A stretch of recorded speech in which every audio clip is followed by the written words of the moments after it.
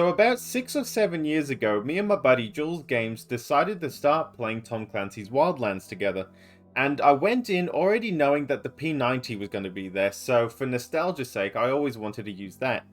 But what I didn't realize is how much all the outfits in this game closely resembled all the outfits in Stargate.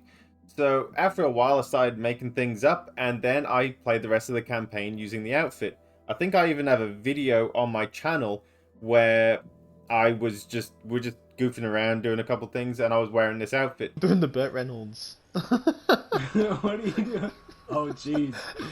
I found a flaw in their operation. Oh, jeez. Yeah, can you get through? Oh. Yes. You actually did. In their security. Now, I was 50-50 whether or not I was actually going to do this video, and for the main reason is that the game is quite old now. I think it's around 7 years old or something like that. But I've noticed that the player base still isn't too bad on the game, and I still have friends that are playing it. And knowing I'm actually doing Stargate related content, I thought it would be a nice little addition, and it's going to be there for any new players or any Stargate fans that just want that Stargate aesthetic in their game. Nice. So to start it off, I'll just quickly say that the head and body details is completely down to you. That one really doesn't matter. We gotta start with the tops, and I picked the fleece. I think the fleece is the best one to go for. I've had a look through all the others. There's a couple that really closely resemble it, but I think the fleece is the best one with the olive drab. And I think that one is, the olive is pretty much the best color to go for if you want to go for that aesthetic. Even though forest green is not too bad either. But I think olive is the best suited one out of all of them.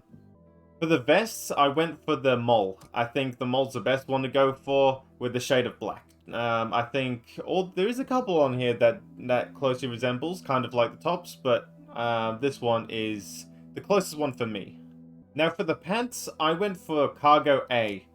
Despite the fact there are probably plenty of different choices you can pick that will look very similar on here, well, that has the olive drab, that is, but I went for Cargo A. It's simple, and it kind of resembles it the most in my eyes, so that was a very easy pick. Now, there's not a large variety in regards to footwear, but I think the hiking boots is the best ones to go for, with the shade of black.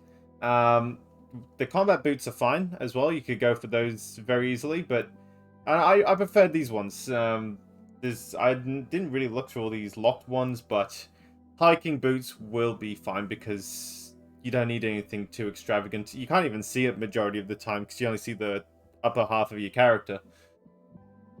So now onto the accessories, we have the eyewear. And I kind of just put the aviators on. You don't really need any glasses on. I wish we had O'Neill's glasses on here. But I've gone for a more John Shepard aviator look on this one. But I reckon it's down to personal choice with this one, really. Especially if you're making your own SG character. You can even have an eye patch on, why not? But yeah, I just went for aviators. It's nice and simple. So for the headwear, I went very nice and simple, and I just went for a baseball cap with the olive drab on it. It works completely fine. You can go for the one just above here, also very, very fine. Or you can wear this one backwards. You got a lot of options on here. I think even the patrol cap on here, if I remember right, is very acceptable too. So, lots of options on this one, but I just went simple. Nice baseball cap. It'll work. It does the job. For the headset section, I went for the earpiece. It's literally the only one here that would work properly for this outfit. All the other ones are a little too much. So this one was a very easy pick. Just go for the nice and simple earpiece. For the handwear, I went for the fingerless Kevlar with a shade of black. You can go for all the others, to be honest. You can just go for normal Kevlar or just any of the others, to be honest. But I feel like these ones kind of closely resemble O'Neill's. So, yet again, quite an easy pick for me, but you can pick the others. Now, last but not least, we have the backpacks. And I would say, for this one, there's only one good pick, and it is the Camelback. It's the only one that I feel like looks the part, unless you're wanting to make a support style character or like an archaeologist, a scientist, then maybe some of these bigger backpacks would work for you. But other than that, if you're just trying to make a normal troop, I would say this is the only one that really resembles the show. So the Camelback is the top pick for me for backpacks, with a shade of black, of course. So weapons were very much an easy pick for me because I decided to go for ones that were very heavily focused in the shows. But to be honest, many of the weapons here would be fine to use because a lot of them have been featured in the shows at least once. So you can get away with it, to be honest. But I'm just going to narrow it down and focus on 6 specific weapons. And the first 3 I've picked is probably the 3 weapons we've seen the most within the shows. First of which being the very obvious choice, which is the P90, which is probably one of the most prominent weapons we see, especially within SG-1 and Atlantis, so it's probably one of the most obvious picks out of the whole selection here. And the second pick would easily be the MP5, which is pretty much the main weapon that we see in the earlier seasons of SG-1 before the P90 came in. So yet again, probably another very obvious pick, especially for people who are a big fan of the earlier seasons of SG-1. And to continue, I'd say the best sidearm to use would be the M9 pistol, which is pretty much the main central sidearm we see them use, like beside the Zag gun, throughout the whole entirety of SG-1, and even a lot of Atlantis you see the M9, so that would be a very easy pick as well. So the last 3 weapons I'm going to mention here certainly had their moments within Stargate, and the first one being the Spaz 12.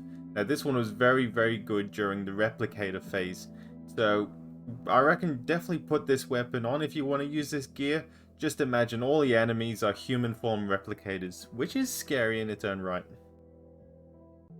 Now the next one wasn't the exact one I was going to pick, but I don't actually have any of the others unlocked, so pretty much anything within the M4 family or the M16 will be perfectly fine, because they use so much variations of the M4 throughout the entirety of the series, so just go ahead and pick any of those, it will be perfectly fine. So last but not least, we have the M1911 pistol, which is not one you see too much in Stargate, but you do eventually see that Shepard swaps to this weapon instead of the M9 in about like season 2 or 3 of Atlantis. And you also see young Hammond use this weapon in the episode 1969, so this is definitely a perfect choice to use instead of the M9, but completely up to you in the end of the day.